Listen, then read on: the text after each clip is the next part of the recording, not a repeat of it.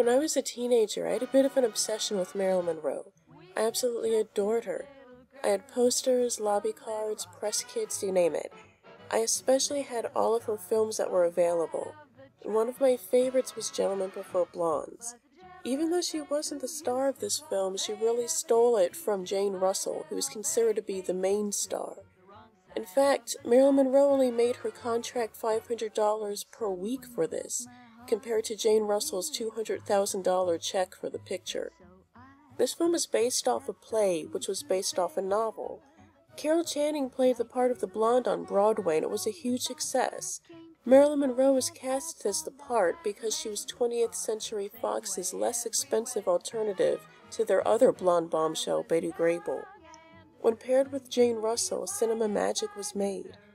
Even though some may not be familiar with this film, they are familiar with scenes and songs from it, such as Diamonds Are a Girl's Best Friend and Bye Bye Baby, which was used in a large production Avion commercial.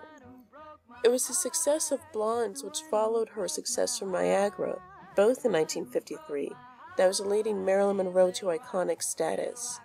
The plot is pretty light, just two friends, Dorothy Shaw, the brunette, and Lorelei Lee, the blonde, who are entertainers looking for men. The blonde wanting a bag of rich man and the brunette wanting real love.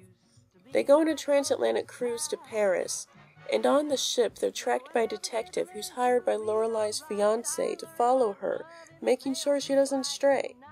Needless to say, they all become good friends and the obvious happens. The supporting cast is a lot of fun and includes Charles Coburn, who is a well-known character actor that often played distinguished, rich older gentlemen, and George Winslow, who is a famous child actor with an extremely deep voice and straight face.